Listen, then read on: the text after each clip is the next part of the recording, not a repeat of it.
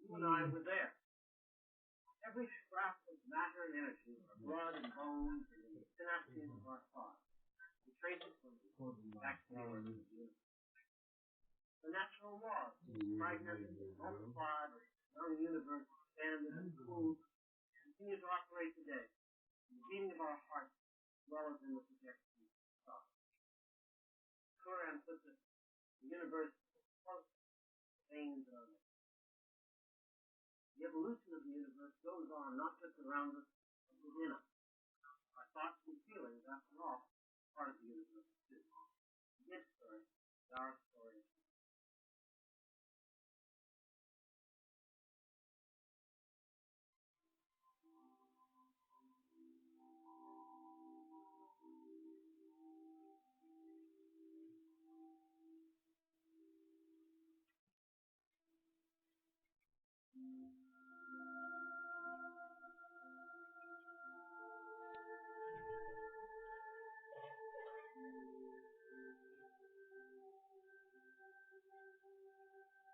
Oh.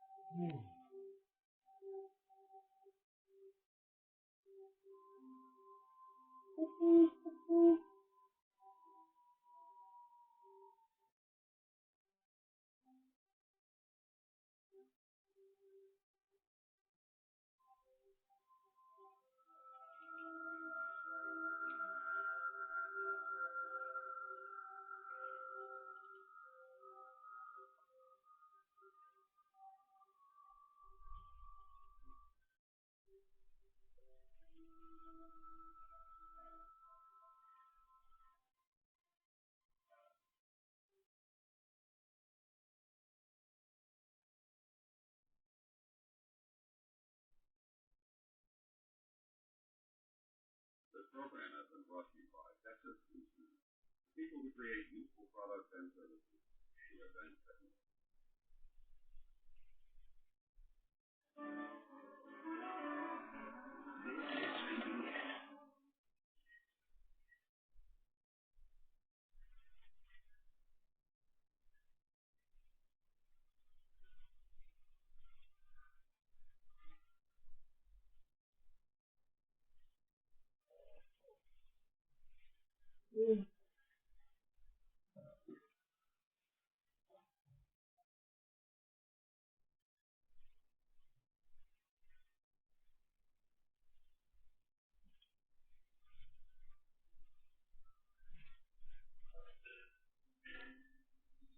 Tonight, cosmologist Stephen Hawking searches for answers to our greatest mysteries. From Copernicus to Galileo to Newton, we meet the giants who helped us understand the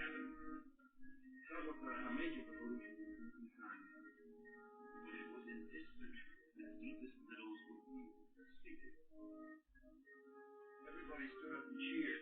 For the first time, we knew what the universe was.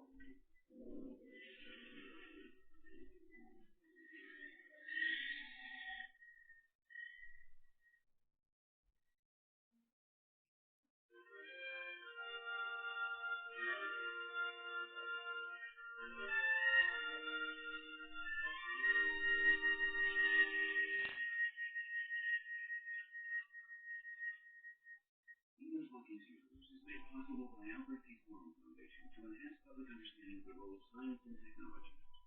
The Arthur Vining Davis Foundation. The Corporation for Public Broadcasting.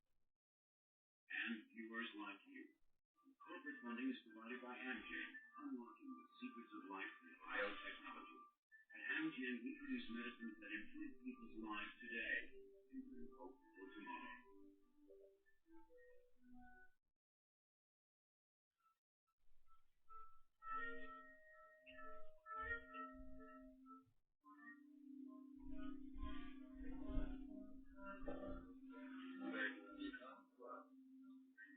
How did the universe begin?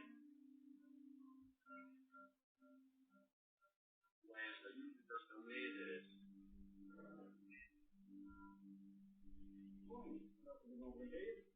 Commonly known as King's College. King's College was founded in 1348 by Edmund Longwood. Where are we going? They were founded probably our most famous team, Professor Steve Hawking, world famous cosmologist.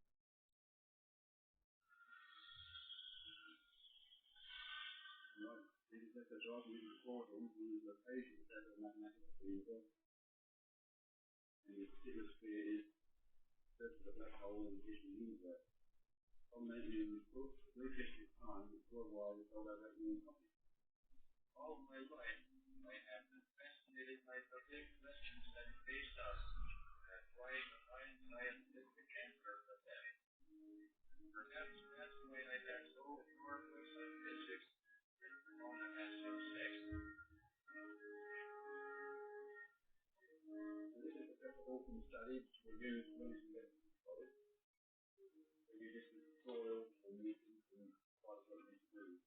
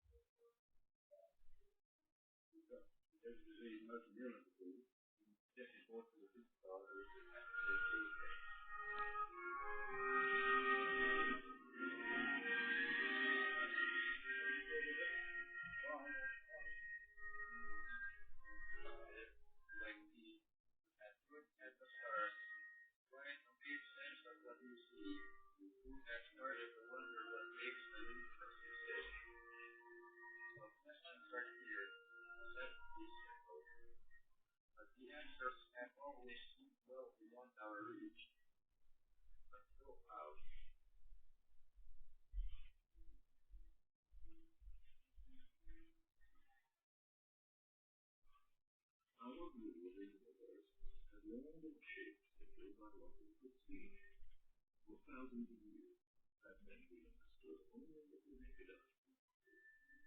Now, new breakthroughs in science and technology are rapidly advancing in our lives.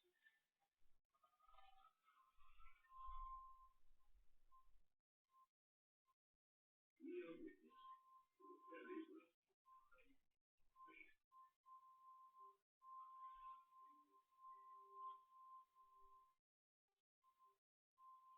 I want to share my excitement at the discoveries past and present which have revolutionized the way we think. The Big Bang of the next hole starts matter to a possible big crunch. Our image of the universe today is full of strange sounding ideas, imperishable to it. The story of how we arrived at this picture is the story of learning to understand what we see. With every century, our eyes on the universe have been opened to new worlds.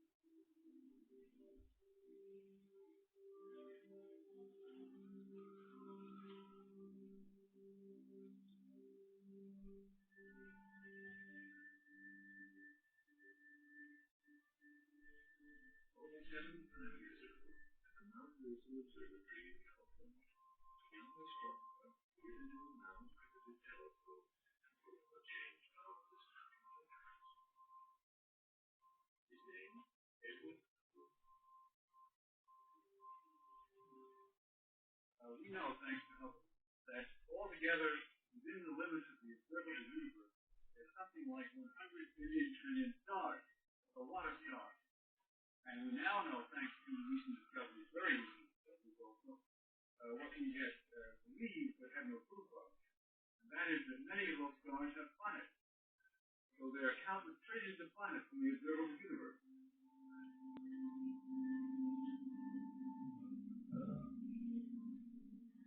This was among Hubble's most striking contributions, even as it was for his predecessors.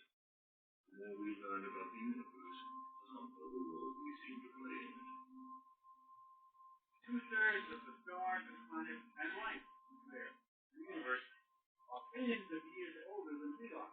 If you ask what a billion years means in the history of life, I must tell you, a billion years ago, the highest form of life on the earth was a worm. 3 billion years ago, the highest form of life on the earth was bacteria. The worms are not.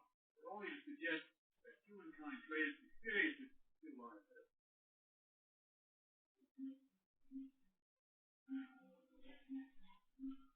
It was the Sumerians and Babylonians who first studied the workings of the heavens. Their revelations laid the groundwork for the ancient Greeks who followed.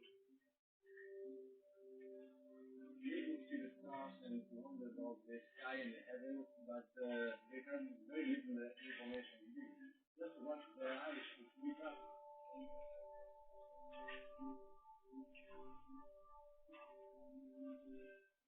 They thought that everything they knew came out of the water. Obviously, water was a very important substance, and so they gave water a shape that wasn't significant. They thought that the heavens are made of many folds, and these folds represent stars, and that behind they had this divine fire.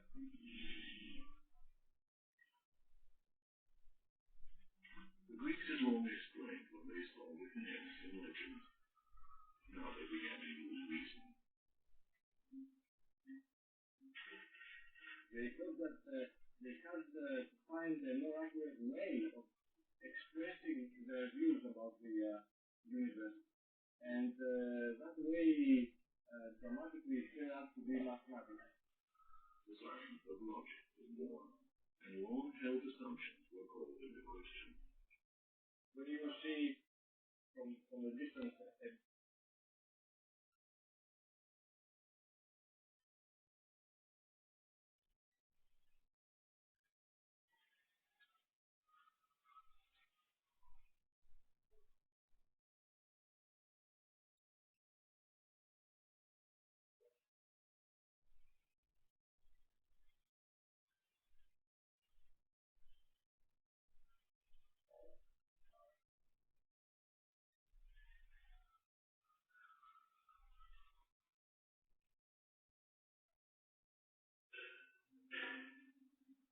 Tonight, cosmologist Stephen Hawking searches for answers to our greatest mysteries.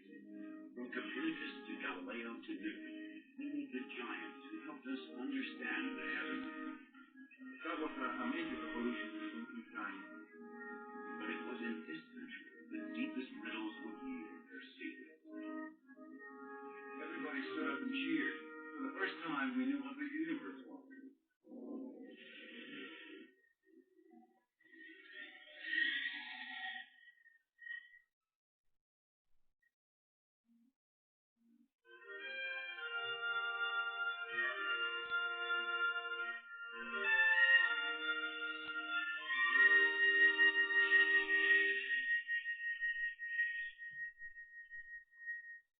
Stephen Hawking's universe is made possible by Albert P. Sloan Foundation to enhance public understanding of the role of science and technology. The Arthur Vining Davis Foundation. The Corporation for Public Broadcasting. And viewers like you. Corporate funding is provided by Amgen, unlocking the secrets of life through biotechnology. At Amgen, we produce medicines that improve people's lives today and bring hope for tomorrow.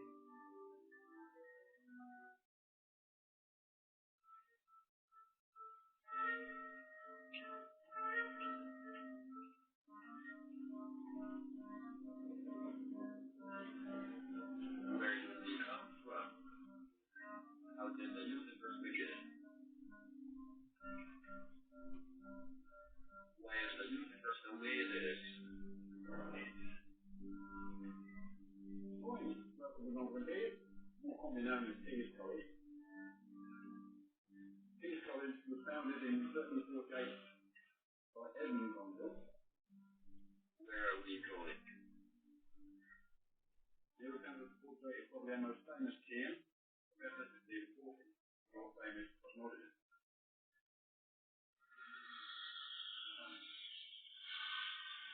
His letters rather than before him, he was an Asian professor of mathematics at the university. And his particular sphere is search of the black hole and the history of the universe. Culminating in his book, The Brief History of Time, which worldwide is sold over 8 million copies. All my life, I had been fascinated by the big questions that face us, and trying to find scientific answer to them. Perhaps that's why I had so four books on physics, and Madonna has some sex. And this is Professor Hawking's study, which was used when he was in college. So you listen to tutorials or meetings or private what you need to do.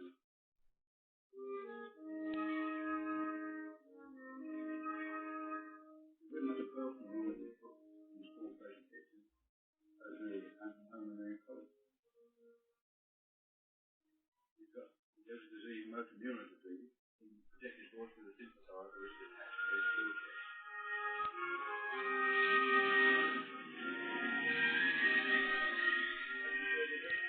Bye.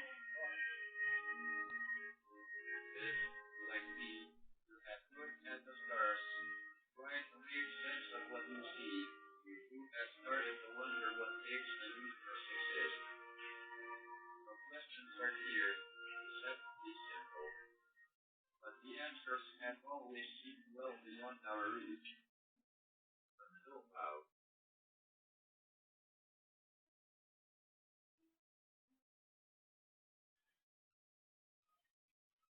Our view of the universe has long been shaped simply by what we could see.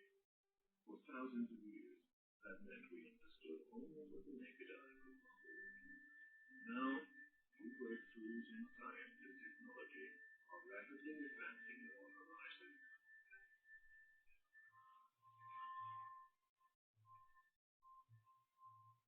We are witnessing to the very brink of time and space.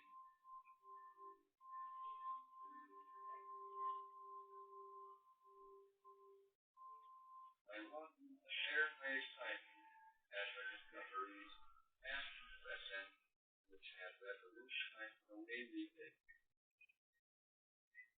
The Big Bang of black holes, dark matter to a possible big crunch, our image of the universe today is full of strange sounding ideas and remarkable truths.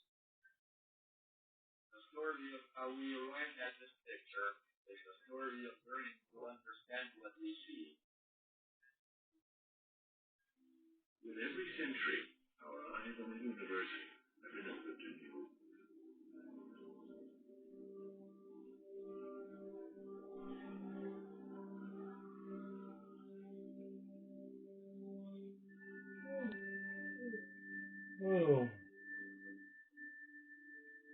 Only 75 years ago, at the Mount Wilson Observatory in California, a young astronomer peered into a now primitive telescope and forever changed our understanding of the heavens. His name, Edwin Hubble. We know, thanks to Hubble, that altogether, within the limits of the observable universe, there's something like 100 billion trillion stars. It's a lot of stars. And we now know, thanks to recent discoveries, very recent discoveries also, what we had believed but had no proof of. And that is that many of those stars have planets. So there are countless trillions of planets in the observable universe.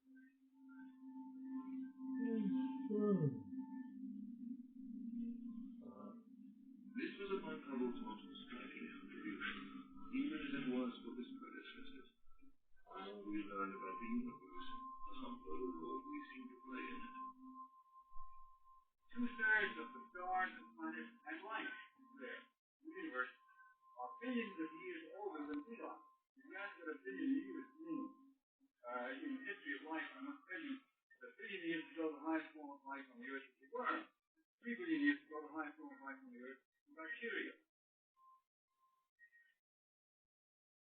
So we must ask ourselves, we who are so proud of our accomplishments, what is our place in the cosmic perspective of life?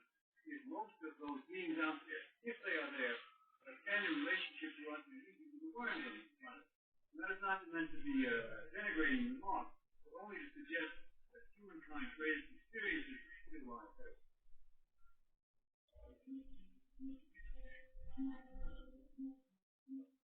It was the Sumerians and Babylonians who first studied the oceans of the heavens.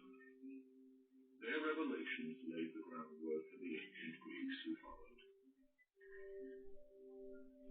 We could see the stars and wonder about the sky and the heavens, but they have very little information on this. Just what their eyes could pick up.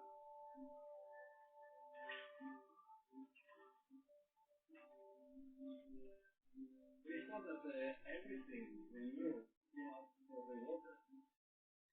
Obviously, water was a very important substance, and so they gave water a sort of cosmic significance. They thought that the heavens are made of many forms, and these forms represent the stars, and that behind they have this divine fire.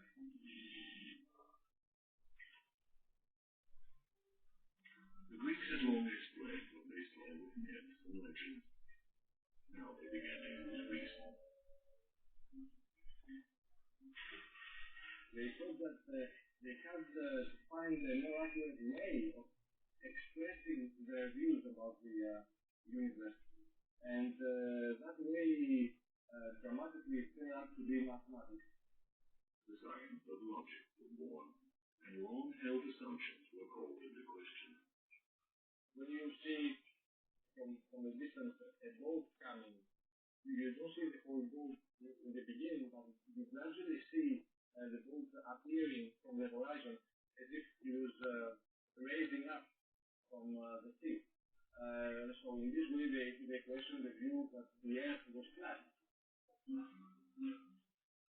Proof that the earth was round would have to be persuasive. A philosopher named Eratosthenes devised one of the first scientific experiments. Identical objects on a flat earth should cast identical shadows. So at the same time of day, in two places miles apart, he put this to the test. It was a beautiful way that he discovered, where he used two sticks.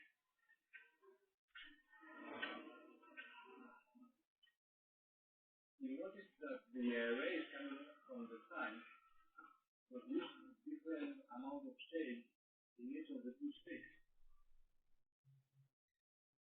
Since each peg cast shadows of different length, the Earth's surface had to be curved. From the angle of the shadows, Eratosthenes could estimate the Earth's circumference at 25,000 miles, less than 100 miles off today's measurement. To its first students, mathematics shed light on divine secrets. The Earth itself submitted to its laws.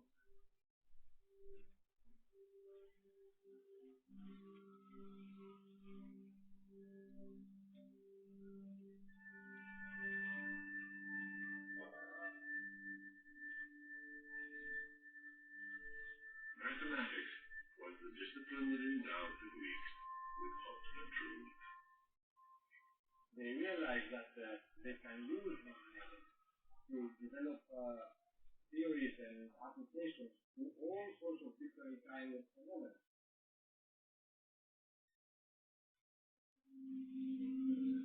But mathematics and physical theories were not always supported by observation. In the early stages of astronomy, scientists found the heavens as perfect as they had first imagined.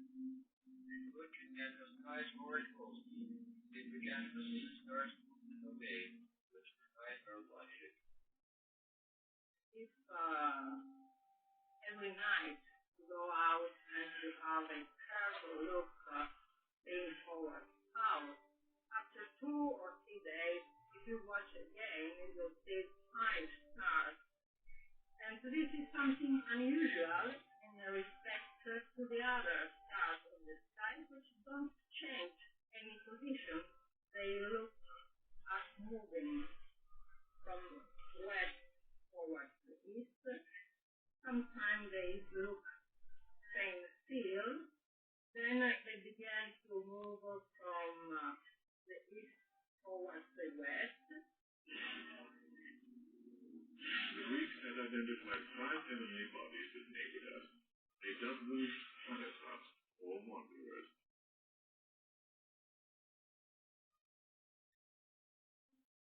They believed in a universe in perfect balance. The planets, they were convinced, were precise globes, traveling in sublime circular orbit. But observation said otherwise. It was the astronomer Ptolemy who tried to explain the discrepancy with math. He made adjustments to the planet's orbit, retracing their paths as circles within circles, all fitting within a sphere of fixed stars, at the center of the universe, the Earth. Ptolemy lived over a century after the death of Christ. The new Christian church was quick to seize upon a model of the universe that imagined us, God's planet, at its center. The cosmology of the church is the cosmology of eternity. And if something has the same ideas